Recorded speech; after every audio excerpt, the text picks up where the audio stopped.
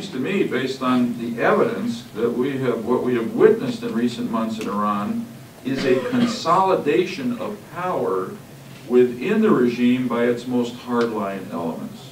Again, particularly those associated with the IRGC. Indeed, in the wake of last week's disclosure, there is renewed urgency and imperative surrounding the question of what else the Iranians have been hiding.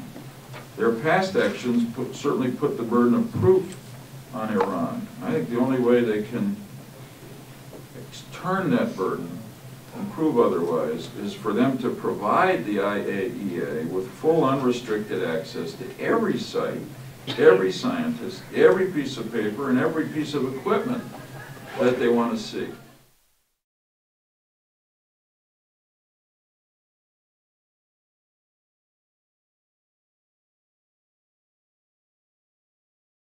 I mean, this is the problem because we're dealing with an ideological regime that seems intransigently, at least thus far, committed to developing nuclear weapons capacity and has, as I said in my remarks, evaded, deceived, lied all along the way, ignored international United Nations resolutions, IAEA actions.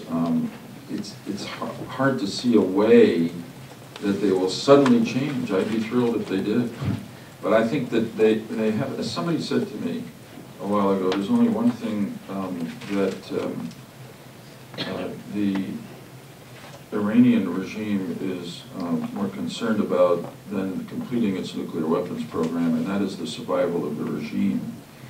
And look, we're quite methodically, but I hope in a deliberately progressive, I mean in terms of time, way, trying the diplomatic option.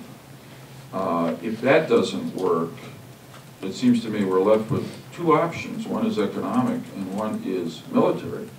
And I much prefer the economic option. Yes, it will, for some of these will affect the Iranian people, but I hope it, as a commentator, I believe an Iranian commentator said in the New York Times, or was it a Post story today? It must be the Post, source of all good information.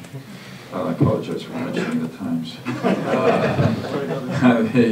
That the Iranian people will see, if their lives are adversely affected by economic sanctions on them, that it is the result of the ideological rigidity and mismanagement of the Ahmadinejad regime. And it may well arouse and intensify public pressure for a change in that regime.